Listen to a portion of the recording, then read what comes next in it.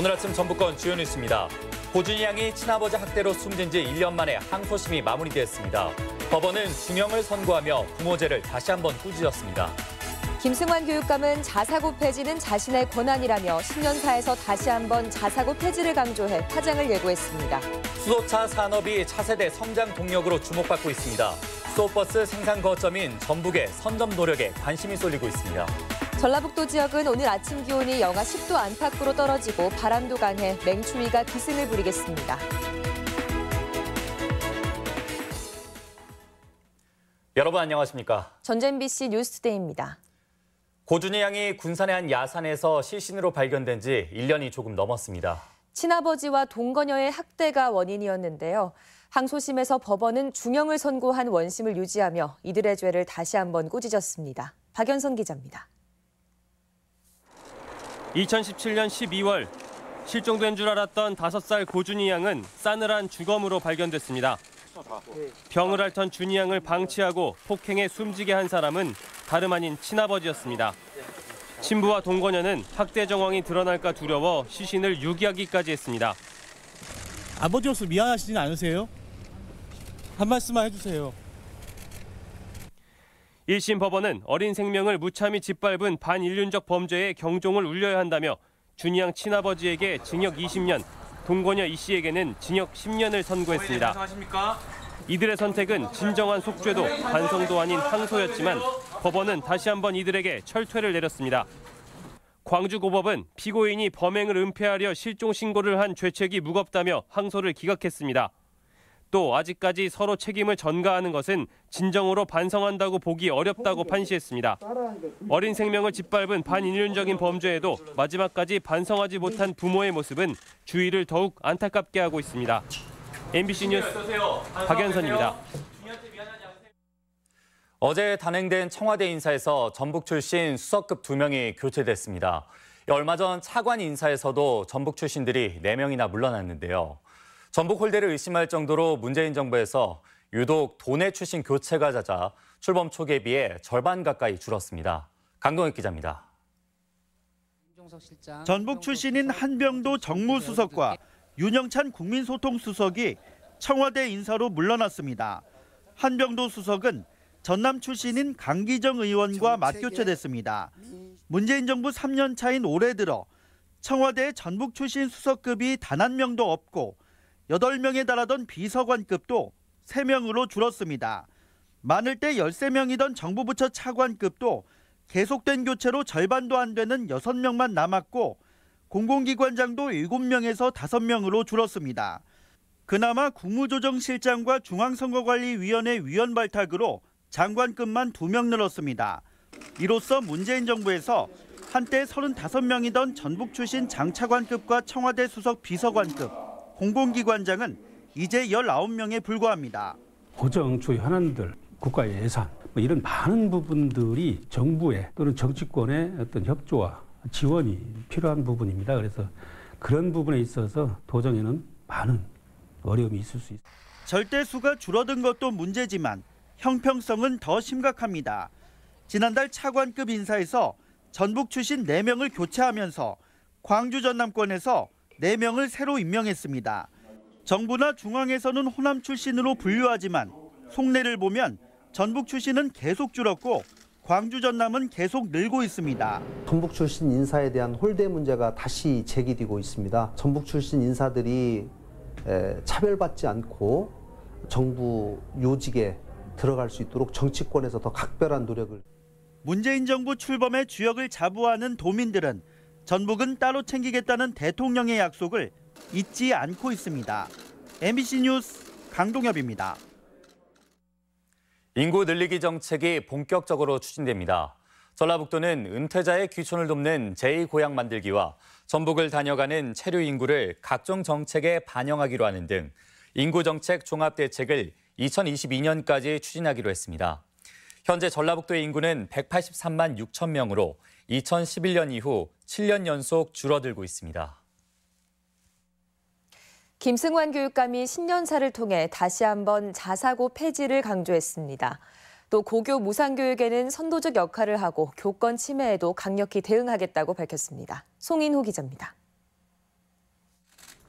김승환 교육감이 올해의 교육 화두를 혁신학교 확대와 특권 내려놓기로 삼았습니다. 교육정책연구소 조사 결과 혁신학교 지정 이후에 학력이 더 높아지고 있다며 자신감을 내보였습니다. 교육은 평등해야 하고 특권은 내려놓아야 한다며 자사고 폐지 의지를 밝혔습니다.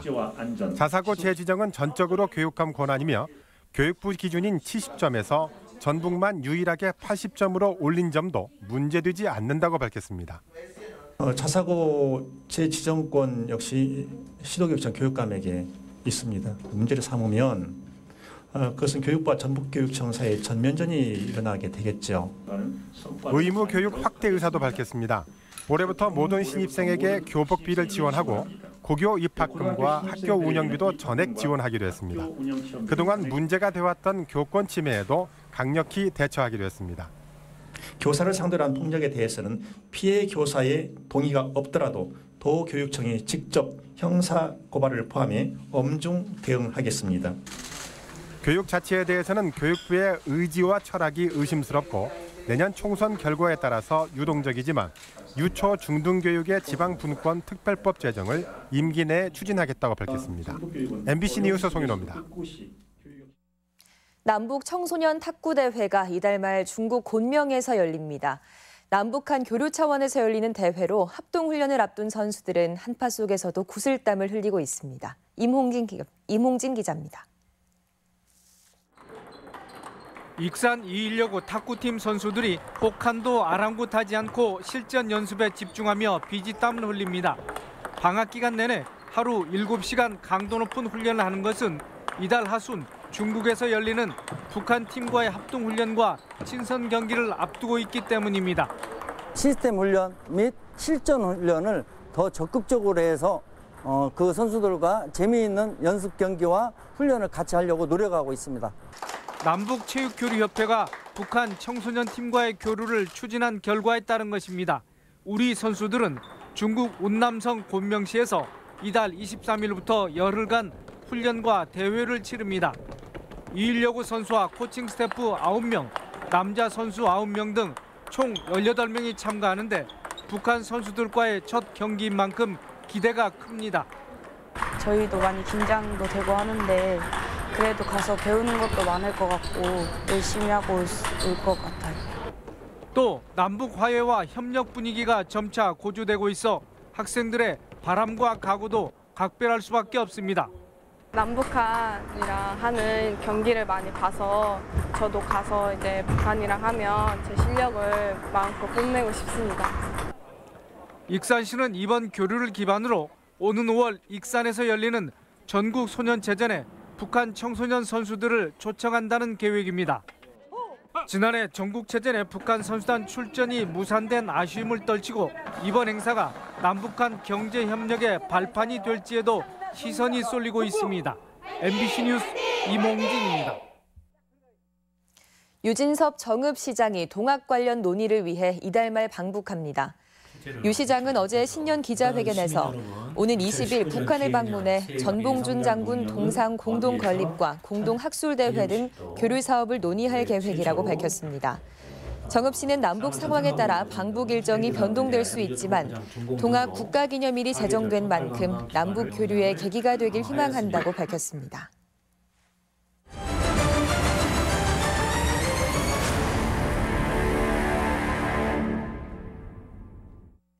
네, 새해를 맞아 전북의 현안과 과제를 알아보고 동시에 이를 해결하고 개선하기 위해 무엇이 필요한지 하나씩 짚어보는 2019 전북 이것만을 해내자 기획보도입니다. 오늘은 첫 순서로 수소차와 수소경제 관련 보도인데요. 전북은 인프라도 잘 돼 있어 수소경제 선점으로 이어가는 게 과제입니다. 위론 기자입니다. 1.5톤의 육중한 지게차가 소음도 없이 움직입니다. 경유 대신 수소 연료전지 팩을 장착해 유해한 배기가스도 없습니다. 5가구에 난방과 온수를 공급할 수 있는 발전기도 수소를 연료로 사용합니다. 일본에 벌써 20만 대나 보급된 가정용 발전기입니다. 원자력 발전 같은 경우에도 발전 효율이 35%밖에 되지 않지만 실제로 이제 연료전지 같은 경우는 60% 가까이 운전할 수 있기 때문에 발전 효율로 따지면 한 25% 정도 높은. 수소가스를 고분자막에 통과시키면 전기와 열이 발생하는 원리를 이용한 수소 연료전지.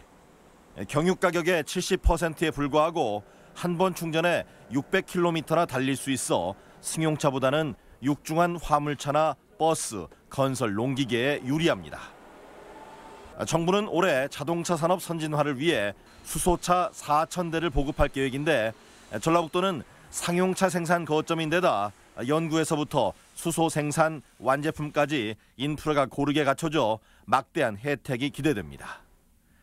수소차 30대를 갖다가 올해 전국 시범 도시에 공급을 할 예정이고요. 올해 저희 이제 중점 전략 중에 하나가 수소차 중심으로 체질을 강화하고. 익산에는 가정용 발전기 공장이 있고 군산에는 물을 전기 분해한 수소 생산 시설이 정부 차원에서 추진되고 있습니다. 일찍이 지난 2011년 부안 신재생에너지 테마파크에 들어선 한국에너지기술원은 수소기술 개발의 중심 역할을 맡을 전망입니다.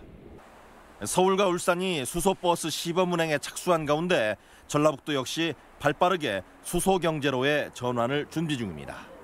일단 올해 완주 봉동에 제1호 수소 충전소를 건립하고 내년에 수소차 300대, 수소버스 5대, 충전소도 3군데를 확대할 계획입니다. 조선과 자동차 산업이 고전하면서 위기에 빠진 전라북도. 수소 관련 인프라를 적극 활용해 차세대 에너지 산업을 선점할 수 있을지 기대가 높습니다. MBC 뉴스 유룡입니다. 전라북도와 소상공인, 금융기관이 제로페이 도입을 위해 손을 잡았습니다. 전라북도는 소상공인 연합회와 농협, 전북은행 등과 업무 협약을 맺고 제로페이 가맹점 모집과 홍보에 협력하기로 했습니다. 제로페이는 정부에서 개발한 모바일 직거래 결제 시스템으로 연내 제도가 정착되면 연간 매출액 8억 원 이하의 소상공인은 결제 수수료 없이 영업을 할 수 있게 됩니다. 농어촌 지역의 상수도 보급이 많이 이뤄진 것으로 나타났습니다. 전라북도에 따르면 도내 면지역 상수도 보급률은 전국 평균보다 13% 높은 85.5%로 농촌에 있는 전남과 충남 등 전국 9개 광역도 가운데 가장 높았습니다. 도는 올해 500억 원을 투입해 상수 관로를 확충하는 등 2020년까지 농어촌 지역 상수도 보급률을 90% 이상으로 높일 계획입니다. 차별화된 마케팅으로 남원이 전지훈련 1번지로 자리매김하고 있습니다. 1월에만 전국에서 1,600여 명의 선수들이 찾아와서 침체된 지역에 활력을 불어넣고 있습니다. 지역 소식 이창익 기자입니다. 혹한에도 운동을 쉴 수 없는 선수들이 고원지대 남원으로 몰리고 있습니다. 천혜의 자연 경관과 세심한 지원 그리고 추위를 막을 수 있는 각종 시설이 잘 갖춰져 있기 때문입니다. 유소년 축구클럽 84개 팀 1,400여 명과 초중학교 태권도 선수 130여 명이 기량을 다지고 있으며 전국 7개 학교 테니스 선수 50여 명도 춘향골 구장에서 동계 훈련에 여념이 없습니다. 남원시는 겨울 방학 기간에만 10억 원 이상의 지역 경제 유발 효과를 기대하고 있습니다. 천혜의 지리산과 우수한 스포츠 인프라를 적극 활용해서 우리 남원을 전지훈련의 최적지로 만들어가겠습니다. 장수군이 복권기금으로 저소득층 주거 환경을 개선하는 희망의 집 고쳐주기 사업 대상을 25일까지 접수받습니다. 올해는 4억 5천만 원이 투입돼 총 75가구의 지붕 개량과 화장실 보수, 장판 등을 교체할 계획입니다. 부안군에서 소나무 불법 채취와 무단 반출이 잇따라 특별 단속이 이루어집니다. 부안군은 최근 야산의 소나무가 허가 면적보다 더 많이 잘려나가거나 불법으로 나무를 뽑고 반출한 조경업자들이 줄줄이 적발됐다며 단속을 강화해 산림을 보호해 나갈 방침입니다. 연간 약 2만여 명의 청소년이 이용하는 고창 선운산 유스호스텔이 여성가족부 평가에서 전국 우수기관으로 선정됐습니다. 고창군이 직영하는 선운산 유스호스텔은 수련시설과 프로그램은 물론 청소년 수련시설의 안전성 면에서도 높은 평가를 받았습니다. MBC 뉴스 이창익입니다. 시민들이 투자해 설립한 전주시민 햇빛 발전소가 착공했습니다.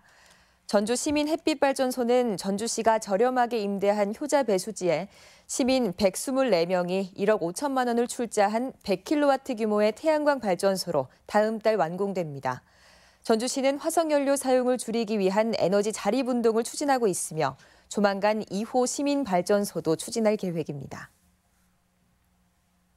전주시가 올해도 자전거 단체 보험에 가입했습니다. 전주시는 시민들이 자전거를 타다 사고를 당한 경우 보상을 받을 수 있도록 자전거 단체 보험에 가입했다고 밝혔습니다. 후유장애는 최대 2,500만 원까지 보장되며 전주 시민이면 별도의 가입 절차 없이 혜택을 받을 수 있습니다. 다음은 희망 2019 나눔 캠페인 성금을 저희 전주 MBC에 맡겨주신 분들을 소개합니다. 진안군 진안읍 활인동마을 주민들께서 15만 원, 계실마을 주민들께서 21만 3천 원, 무무실마을 주민들께서 35만 원, 상평마을 주민들께서 30만 원 보내주셨습니다.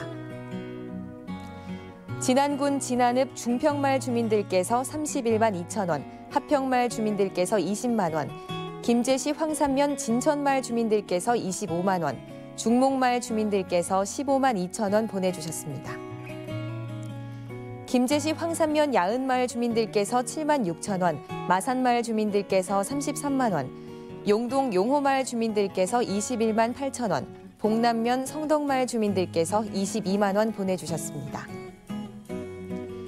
김제시 봉남면 용지마을 주민들께서 6만 원, 남주마을 주민들께서 35만 원, 남원시 주생면 반송마을 주민들께서 40만 원, 주천면 호경마을 주민들께서 30만 원 보내주셨습니다. 성금을 보내주신 분들께 감사드립니다. 다음은 우리 지역 행사와 문화 소식입니다.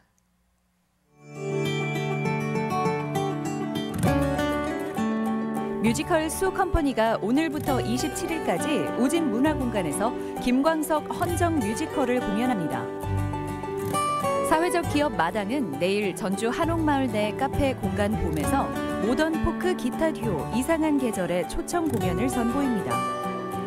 스승과 제자의 랑데뷰 피아니스트 윤지웅과 오정선의 연주회가 오늘 한국소리문화의 전당에서 있습니다.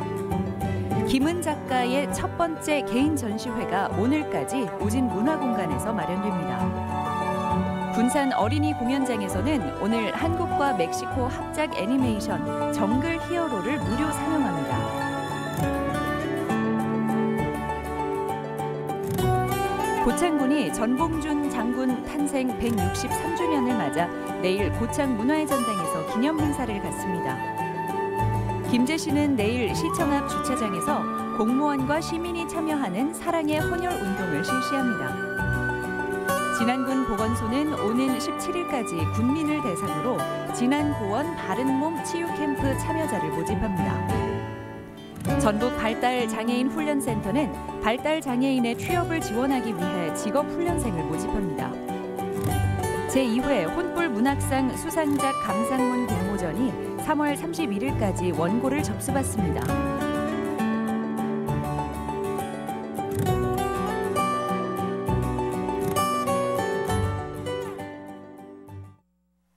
(1월 9일) 수요일 전북권 날씨입니다. 전라북도 지역은 대체로 맑은 가운데 아침 기온이 영하 10도 안팎으로 떨어지고 바람도 강해 추위가 기승을 부리겠습니다. 오늘 지역별 기온입니다. 전주 아침 기온 영하 7도에서 낮 기온 1도, 익산 영하 8도에서 1도, 동북권은 무주 영하 12도에서 2도, 진안 영하 11도에서 2도, 서해안권은 군산이 영하 6도에서 1도, 고창은 영하 6도에서 0도 등을 기록하겠습니다. 현재 미세먼지 농도는 군산, 정읍, 순창, 장수, 진안이 좋음 수준을 보이고 있고 나머지 지역은 보통 단계에 머물러 있습니다. 오늘 하루 미세먼지와 초미세먼지 농도는 모두 보통 수준을 보이겠습니다.